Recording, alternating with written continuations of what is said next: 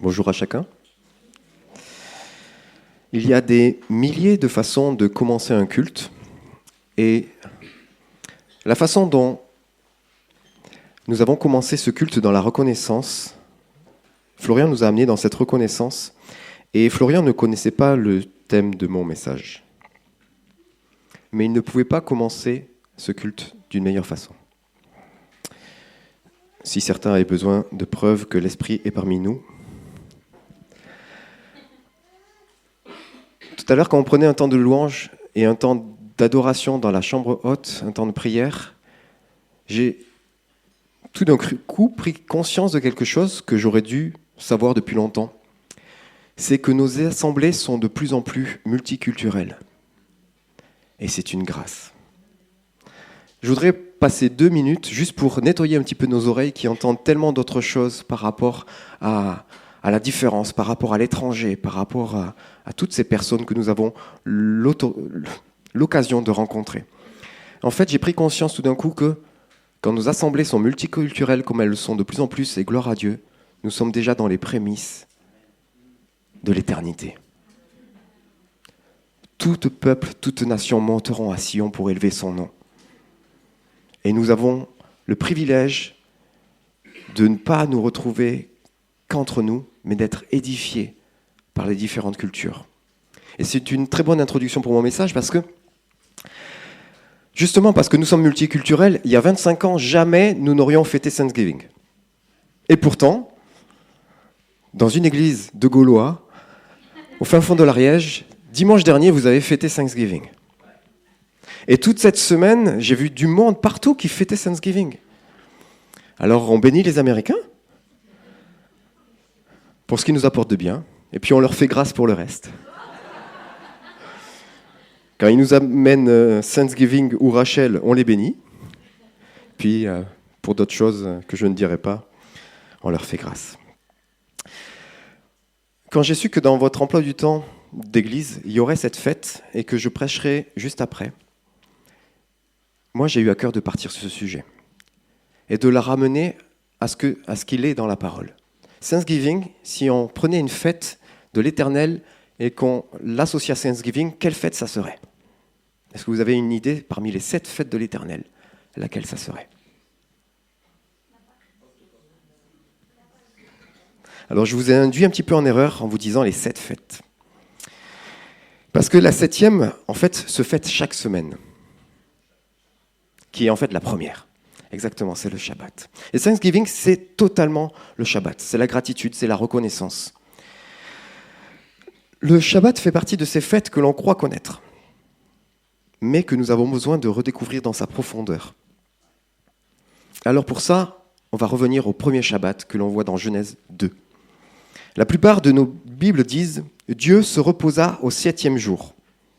Pourtant, Dieu ne se fatigue pas, Dieu ne s'épuise pas, et Dieu n'a pas de limite. D'ailleurs, Ésaïe 40 au verset 28 l'affirme « L'Éternel ne se fatigue point, il ne se lasse point ». Alors, que dit vraiment ce texte ? Je suis allé voir la traduction d'André Chouraki. Il écrit « Elohim achève au jour 7e son ouvrage qu'il avait fait. Il chôme le jour 7e de tout son ouvrage qu'Elohim créa pour faire. » Il y a plein de choses qui m'émerveillent dans cette façon de le traduire. Et on pourrait partir dans plein de sens, mais je vais essayer de rester focus. Le mot utilisé, Shabbat, c'est cesser, interrompre, s'arrêter volontairement. Le Shabbat n'est pas le repos.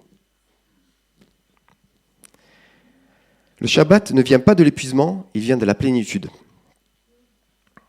Je vais vous donner une image pour illustrer une image actuelle. Florian est en train de faire un grand bâtiment. Il travaille, il mesure, il coupe, il fixe, et au moment où il mettra la dernière vis, la dernière pointe, le dernier clou, qu'est-ce qu'il va faire ? Pas tout de suite. Et c'est exactement ce que, pour sa sœur qui est en train de peindre une fresque magnifique qui va embellir ma belle ville, elle fait un décor gigantesque sur la façade. Quand elle aura mis le dernier coup de pinceau, qu'est-ce qu'elle va faire ? Ils vont se reculer, ils vont regarder, ils vont admirer, et ils vont dire Merci Seigneur. Ce moment-là, c'est ça le Shabbat. Ce n'est pas du repos, c'est la contemplation. Ce n'est pas l'arrêt par fatigue, c'est l'arrêt par accomplissement. C'est ça le vrai Shabbat. Et le premier Shabbat de l'homme, c'était quand? Adam a été créé le 6e jour. Puis ensuite vient donc le jour de... Que fait Adam ce jour-là?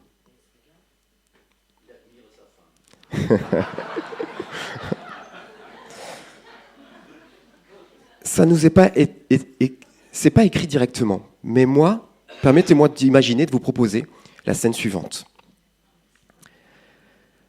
Le Père vient de faire la création.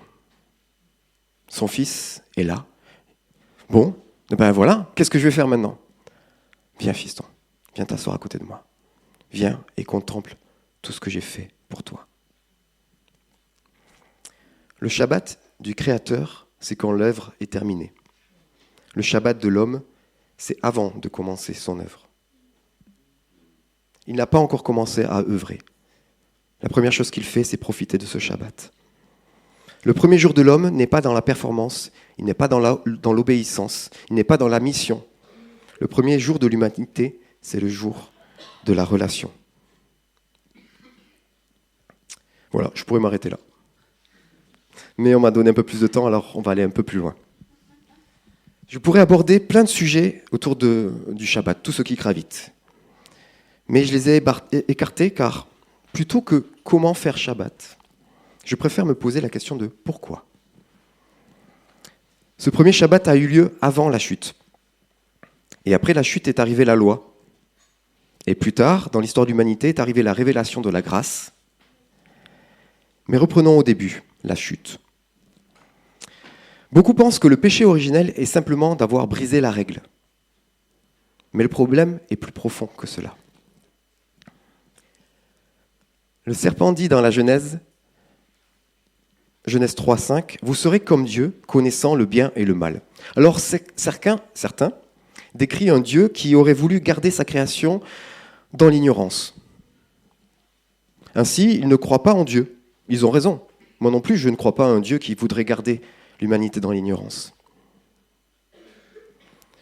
Nous avons vu plutôt comment Dieu venait dès le premier jour, et tous les jours, il venait dans le jardin. Il y a un passage qui nous explique, j'ai sauté le passage, mais on peut y revenir.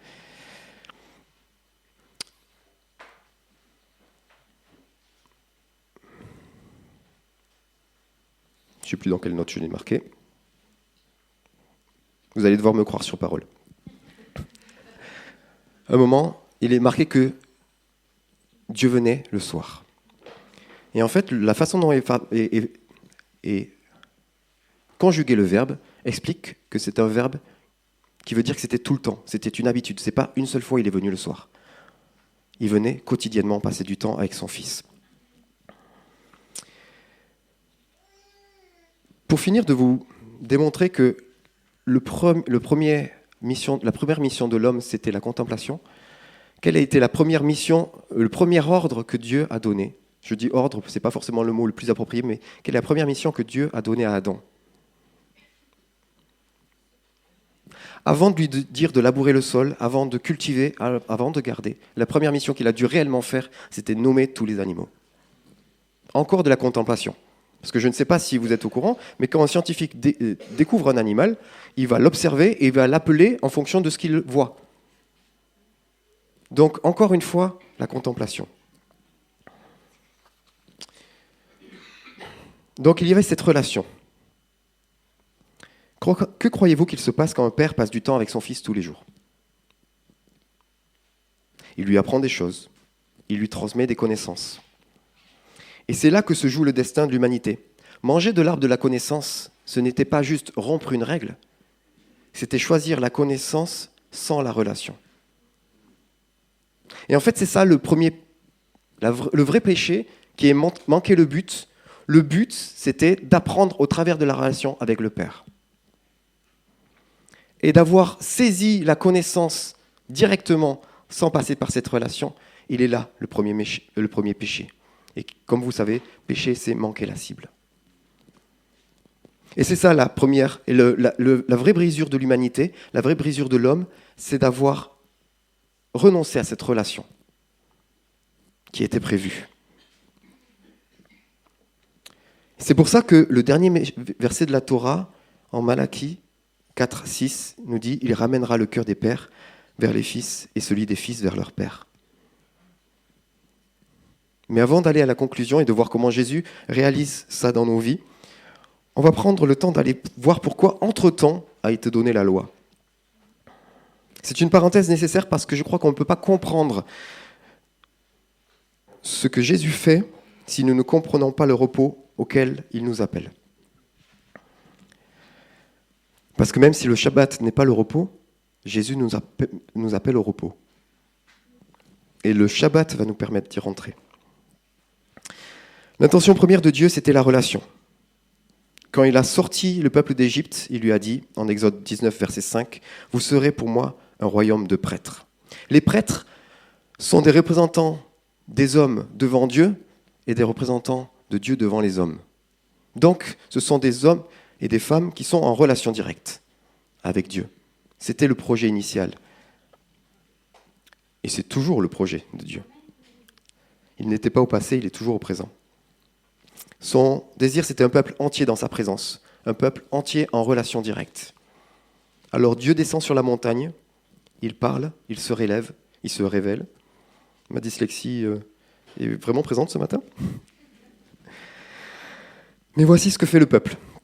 Exode 20, ils se tinrent éloignés et dirent « Parle-nous toi, Moïse, mais que Dieu ne nous parle pas. » Autrement dit, Moïse, fais à notre place.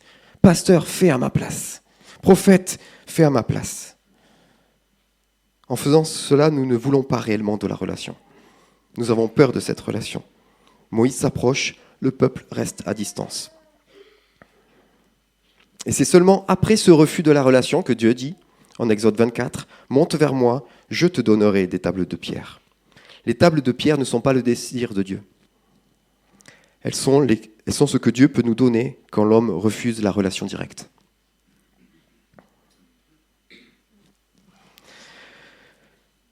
La lettre remplace la voix, la loi remplace la voix, parce que le peuple refuse d'écouter. Paul le confirme en Galates 3, 19. « Pourquoi donc la loi ?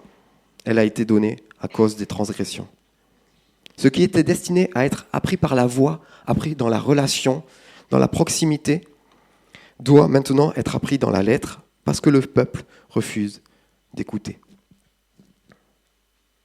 La loi écrite n'est pas née parce que Dieu préfère les règles. Elle est née parce que l'homme a refusé la relation. Dieu voulait une relation directe, mais le peuple a préféré la loi. Dans la Bible, ce ne sont pas les règles qui viennent en premier. Ce devaient être des paroles d'alliance uniquement. D'ailleurs, petite parenthèse, on parle des 10 commandements.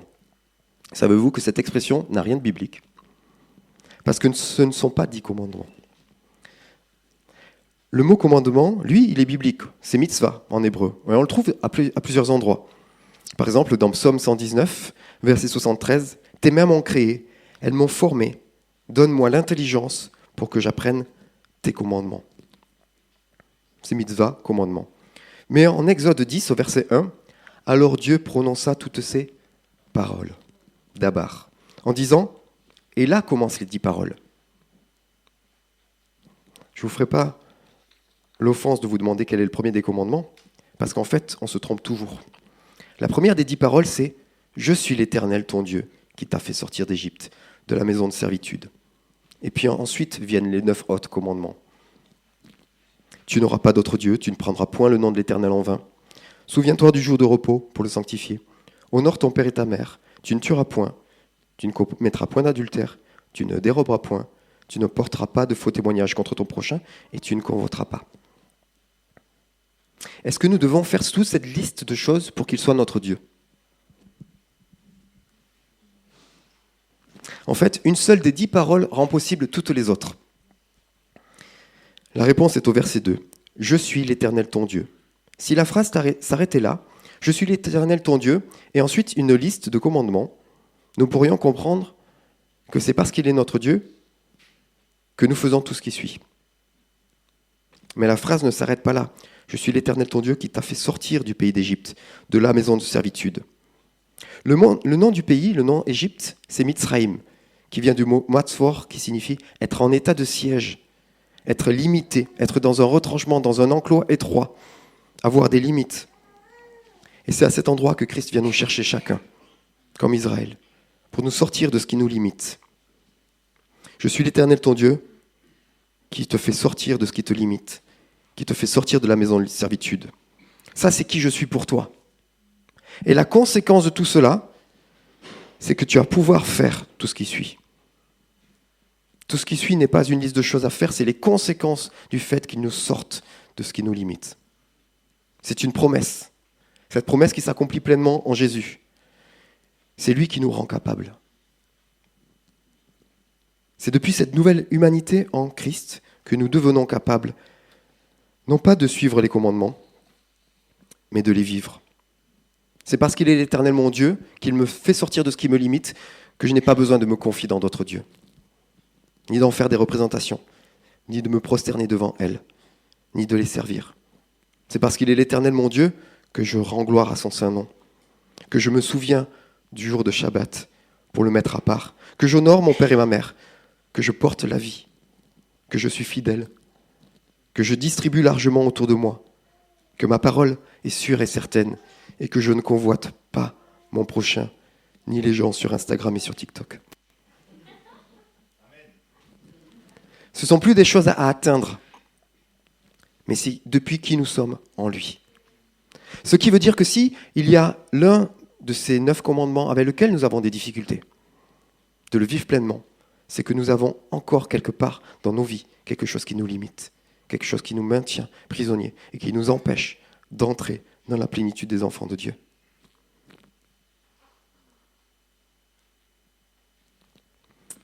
En plus de ces 10 paroles, Dieu a donné à Israël la Torah, qui est le pédagogue de la relation perdue. La Torah est devenue un enseignant temporaire. Galates 3, la loi a été un pédagogue pour nous conduire à Christ.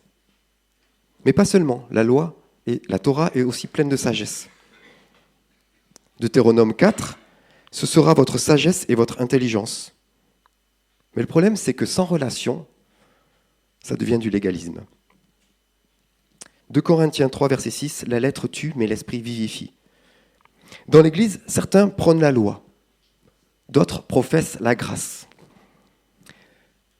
Vous voulez qu'on tranche le débat ? Eh bien, ce n'est pas le bon débat. Le vrai choix n'est pas entre la loi et la grâce. Le vrai choix est entre vivre avec le Père ou vivre sans lui. Vivre dans la rébellion ou dans l'esclavage, ou vivre en tant que fils. Sans relation, la loi devient prison. Sans relation, la grâce devient une excuse. Ce n'est pas ce que Dieu veut. Dieu avait déjà promis autre chose. En Jérémie 31, 33, « Je mettrai ma loi au-dedans d'eux, je l'écrirai dans leur cœur, et tous me connaîtront. » Cette promesse est reprise en Hébreux 8, verset 10. Dieu ne veut plus écrire une loi sur des tables, il veut l'écrire dans notre cœur.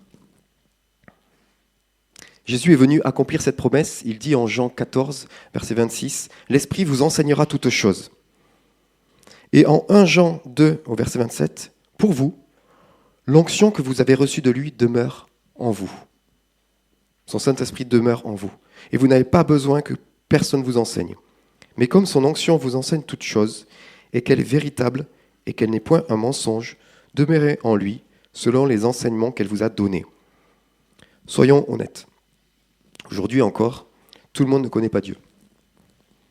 Il y a encore des erreurs, il y a encore des doutes, il y a encore des confusions. Et il y a encore besoin d'enseignement. Et la parole nous dit qu'on a besoin d'enseignants. Donc Jérémie, la parole de Jérémie n'est pas encore réalisée pleinement. Surtout pas à l'échelle du monde. Mais viendra un jour où la connaissance de Dieu remplira la terre. personne n'aura plus besoin d'enseigner Dieu à son prochain, car sa présence sera évidente pour tous. Mais aujourd'hui, nous goûtons les prémices. Et quand Jean dit « vous n'avez plus besoin qu'on vous enseigne », je crois qu'il fait référence à la façon d'enseigner de son époque. Celle des rabbins, qui en fait édictaient les lois, expliquaient, disaient aux gens « tu dois faire ça, tu dois pas faire ça, arrête de faire ceci, arrête de faire cela. Rabbin, qu'est-ce que je dois faire par rapport à ça? Rav, qu'est-ce que je dois faire par rapport à ça ?» Ce n'est plus l'époque où nous allons chercher chez les personnes la loi qui doit être appliquée à nos vies. Romains 14, verset 5 nous dit « Tel fait une distinction entre les jours, tel autre les estime tous égaux, que chacun ait en son esprit une pleine conviction. » Un peu plus loin, verset 23, « Mais celui qui a des doutes au sujet de ce qu'il mange est condamné s'il en mange, parce qu'il n'agit pas par conviction. Tout ce qui n'est pas le produit d'une conviction est péché. » D'où vient la conviction? Est-ce que la conviction, c'est parce que j'ai eu un enseignement qui m'a convaincu? Est-ce que c'est parce que j'ai vu des bons arguments? Est-ce que la conviction vient de l'intellect? Jean 16, verset 8, « Quand le Consolateur sera venu, qui est le Saint-Esprit, il convaincra le monde. En ce qui concerne le péché, la justice et le jugement. » Nous avons des enseignants et nous sommes au bénéfice de leurs enseignements. Mais ce n'est pas parce qu'ils le disent que nous sommes convaincus. C'est parce que l'Esprit confirme ce qui a été dit.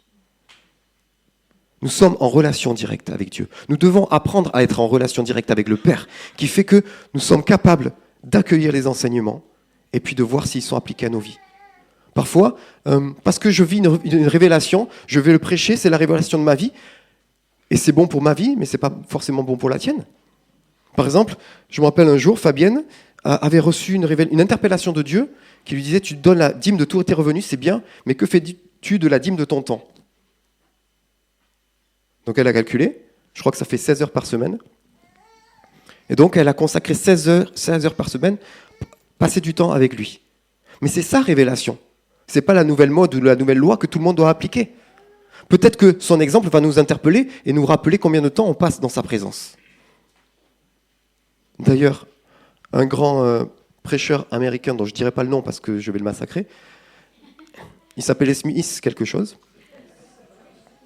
Voilà, ceux qui le connaissent en fait. Il disait « Je ne passe jamais plus d'1 heure par jour en prière, mais je ne passe jamais 1 heure sans prier. » Ça veut dire que pour lui, la prière n'était pas quelque chose de rituel, la prière était une relation. Souvent, on imagine qu'on doit mettre du temps à part, faire toute une liste de choses pour pouvoir pleinement le faire venir. Alors que la réalité, c'est qu'il est en nous, quand nous avons accepté qu'il vienne demeurer en nous. Donc nous devons juste prendre conscience qu'il est là, à n'importe quel moment. Que tu sois au travail, que tu sois en train de reprendre tes enfants, parce qu'ils font n'importe quoi, que tu sois en train de préparer à manger pour eux, que tu sois en train de prendre soin d'une personne âgée. Juste, rappelle-toi qu'il est là, et qu'il a quelque chose à te dire. Il veut pas... En fait, on croit que Dieu, Jésus, c'est quelqu'un qui veut être avec nous que dans des temps privilégiés, juste toi et moi, que tous les deux. Mais si vous êtes en relation avec quelqu'un qui ne veut que ça, il y a quelque chose de toxique dans votre relation.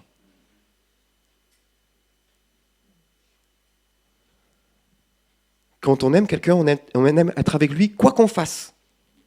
Quand vous êtes amoureux, même faire la vaisselle avec la personne, c'est une bonne expérience. Parce que ce qui compte, ce n'est pas la vaisselle, c'est d'être avec la personne. Et arrêtons de vouloir toujours spiritualiser le Saint-Esprit. J'aimerais rappeler que la première fois où il est dit que l'Esprit est descendu sur quelqu'un pour le rendre capable, c'était pour faire quelque chose de ses mains. C'était pour construire le tabernacle. C'était pour enseigner. C'était pour coudre. C'était pour bâtir, pour faire n'importe quoi. Moi, je me suis retrouvé sur des chantiers où je n'étais pas capable de faire les choses. Mais il n'y avait personne autour de moi. Au secours, Seigneur. Et le Saint-Esprit m'a rendu capable de faire des choses que je ne sais pas faire. Et encore aujourd'hui, même si je l'ai déjà fait une fois, je sais que je ne sais pas faire. Et je ne suis pas du genre à dire non, je ne sais pas faire, et alors je sais faire. Non, je suis très conscient de ce que je sais faire et ce que je ne sais pas faire. Et le Saint-Esprit peut nous rendre capables. Le Saint-Esprit peut te rendre capable d'agir correctement avec tes enfants quand tu ne sais plus comment faire. D'agir avec ton voisin quand tu ne sais plus comment faire. Accueille le Saint-Esprit dans toutes les sphères de ta vie.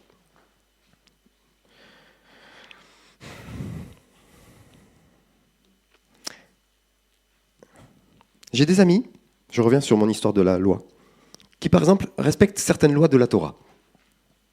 Car Dieu leur a demandé personnellement de les suivre. Soit parce qu'ils vivent dans un cadre particulier avec des personnes en particulier, ou parce que Dieu souhaite leur enseigner quelque chose.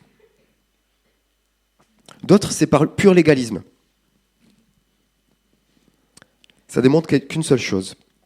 Ils essaient de devenir les enfants parfaits qui respectent toutes les règles.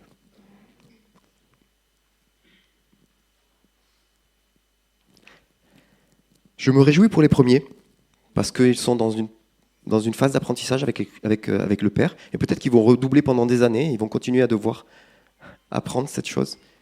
Et je pleure pour les seconds, parce qu'ils se mettent sous un fardeau qui est éloigné de la relation. Par exemple, quand j'ai des amis qui commencent à ce qu'on appelle judaïser, c'est-à-dire commencer à s'appliquer toutes les lois de l'Ancien Testament, alors si c'est des amis, je parle d'amis proches, je ne me permets pas de dire ça à des personnes que je ne connais pas. J'aime bien les embêter. Alors je leur dis, est-ce que tu as pensé à construire une cabane au fond du jardin pour ton épouse ? Pourquoi ? Mais parce qu'une semaine par mois, quand elle a ses règles, il faut qu'elle aille en dehors du camp.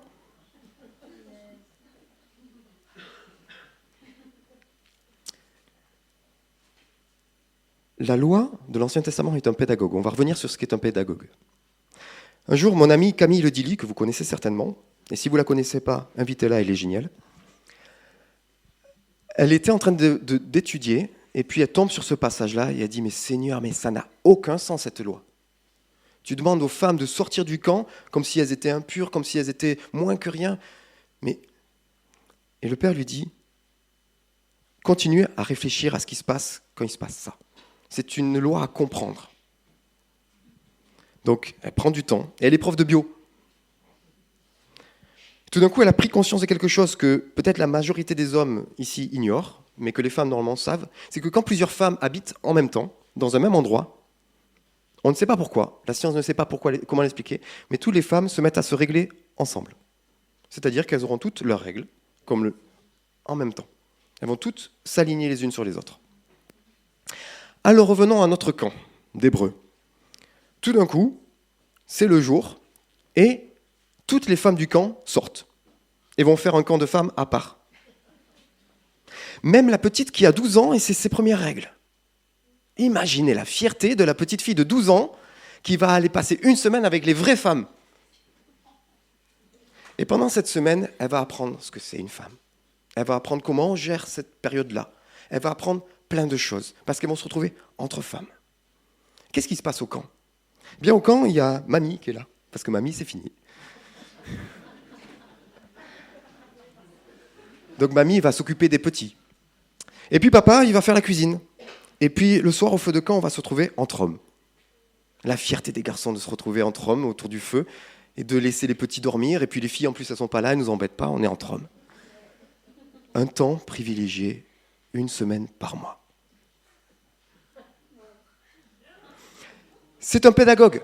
Donc ça ne veut pas dire qu'à partir de maintenant, une semaine par mois, je veux voir toutes les femmes d'un côté, tous les hommes de l'autre. Non. Mais comment on se saisit de ça et comment Dieu nous parle pour l'appliquer à nous, en tant qu'hommes, pour prendre soin de nos fils et des fils des autres, et en tant que femmes, pour prendre soin de nos femmes, de nos filles et des filles des autres. Comment on prend soin de se retrouver de temps en temps entre nous, pour prendre soin les unes des autres, les uns des autres.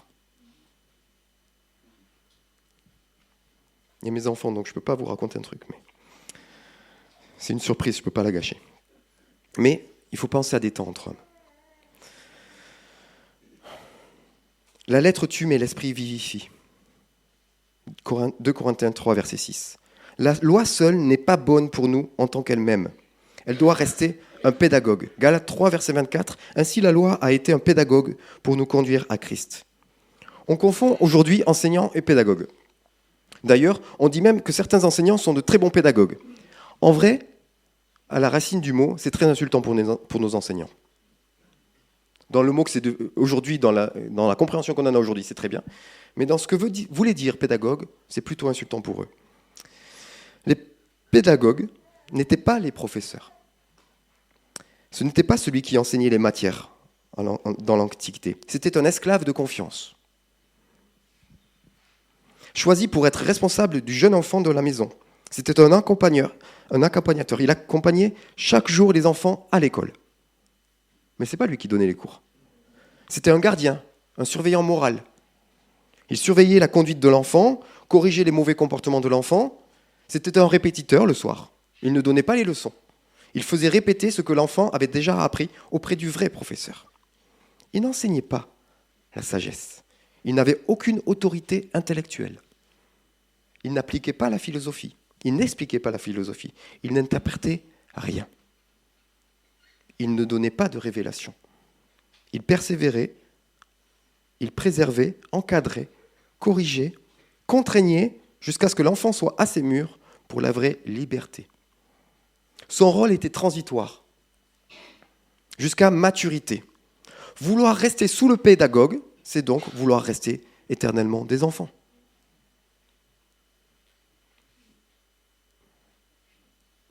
Galates 3,24, je le relis. Ainsi la loi a été un pédagogue pour nous conduire à Christ.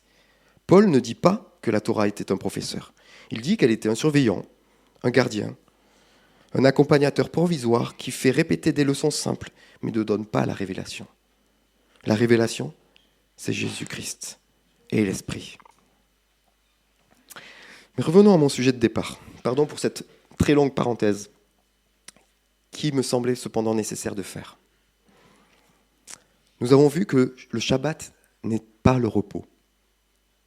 Alors, qu'est-ce que le repos selon la Bible ? Matthieu 11, 28 à 30. « Venez à moi, vous tous qui êtes fatigués et chargés, je vous donnerai du repos. Prenez mon joug sur vous et recevez mes instructions, car je suis doux et humble de cœur. Et vous trouverez du repos pour vos âmes, car mon joug est doux et mon fardeau léger. » Jésus distingue deux repos que l'on trouve dans la parole.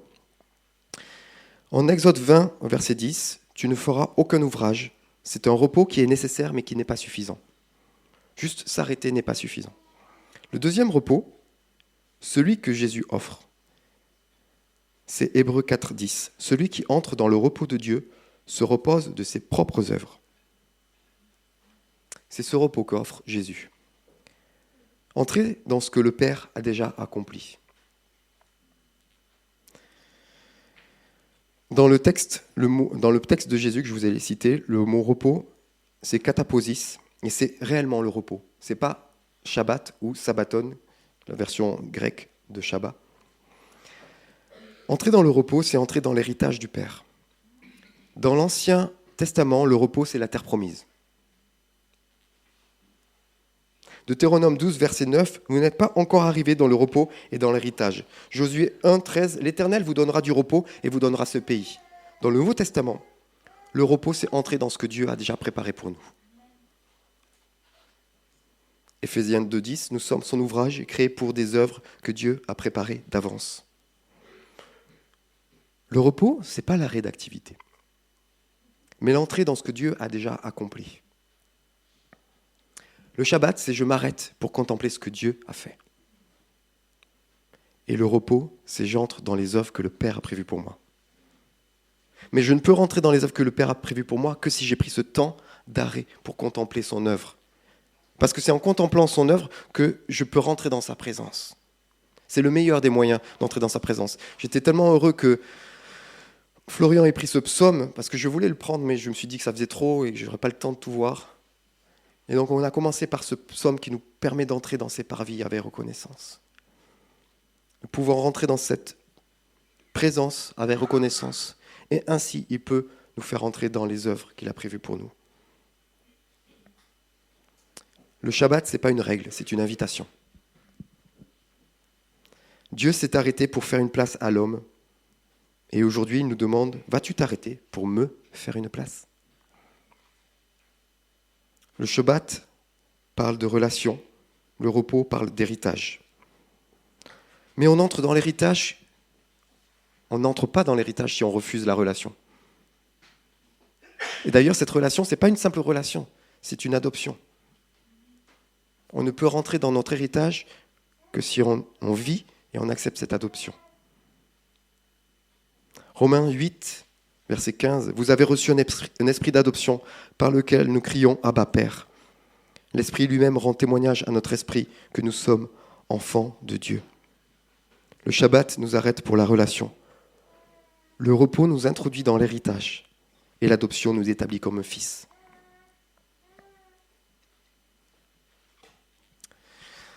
Père, nous venons devant toi. Merci pour ta présence. Merci parce que tu es là. Merci parce que tu nous appelles à la relation. Tu nous appelles au repos, tu nous appelles à l'adoption.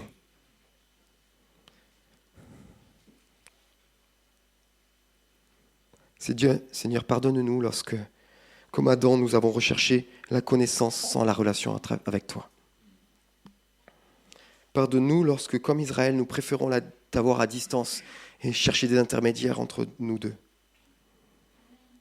Pardonne-nous lorsque nous sommes dans l'activisme, sans ta présence, pour les fardeaux que nous avons portés inutilement. Pardon pour ces Shabbats refusés, ces temps de rencontres que tu nous proposais, pour tous ces moments où nous n'avons pas fait de place à ta présence. Pardonne-nous pour chaque fois où nous avons cherché à être de bons enfants, au lieu de vivre comme des fils dans la relation. Merci Père pour ton premier Shabbat. Non pas l'arrêt par la fatigue, mais l'arrêt par l'accomplissement. Et merci de nous avoir invités à y participer. Merci de nous avoir permis d'être nous aussi à notre tour des créateurs et de pouvoir comme toi faire Shabbat pour admirer la création. Apprends-nous à admirer ta création, ton œuvre dans nos vies chaque semaine, chaque jour, à chaque instant. Merci pour ta voix dans le jardin. Apprends-nous à venir dans ce jardin pour écouter ta voix, pour te rencontrer. Merci pour ta Torah qui est pleine de sagesse, qui peut encore nous enseigner aujourd'hui. Merci pour tes 10 paroles qui sont des promesses. Merci pour Jésus qui accomplit pleinement ta loi et qui nous ouvre, qui nous donne accès à cette adoption, à ce repos, qui nous révèle ton cœur de Père.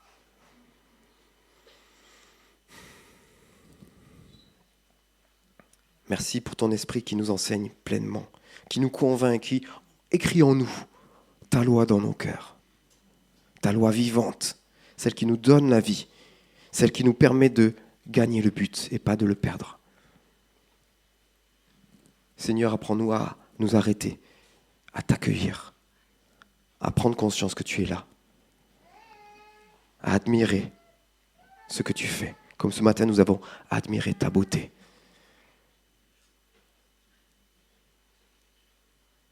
Tu es tellement beau. Tu as tout porté et tu as tout donné. Apprends-nous à accueillir cette réalité, cette vérité.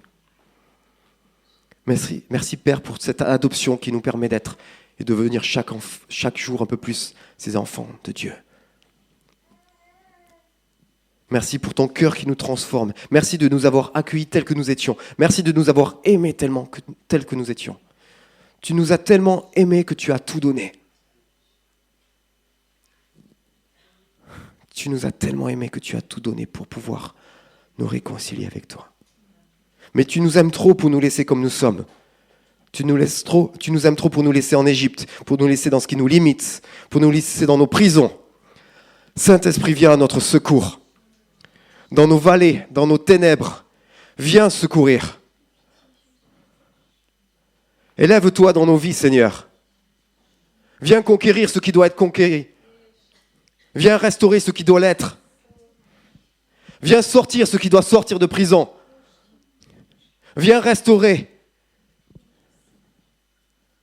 pour que nous puissions prendre notre place et nous aussi aller chercher dans la vallée sombre. Aller chercher dans les grottes ceux qui sont perdus. Aller chercher tes brebis qui te cherchent désespérément, qui ne savent pas qui tu es.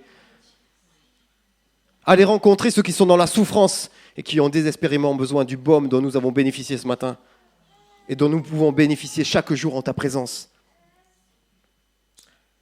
Fais-nous sortir de cette Égypte qui nous maintient dans la peur, qui veut nous maintenir dans l'esclavage, dans nos étroitesses. Donne-nous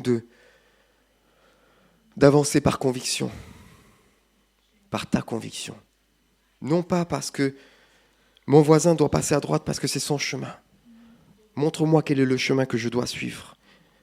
Celui qui est bon pour moi, celui qui me permettra d'entrer dans les œuvres que tu as prévues d'avance. Et nous croyons, Seigneur, que tu nous permets d'entrer dans le repos, le véritable repos. Celle, comme le psalmiste dit, d'un nourrisson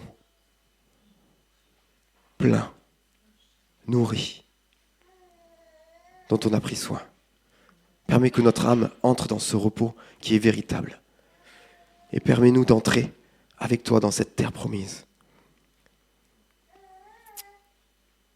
Nous croyons que tu fais grandir ton peuple de gloire en gloire. Et nous savons que cette croissance se fait dans ta présence.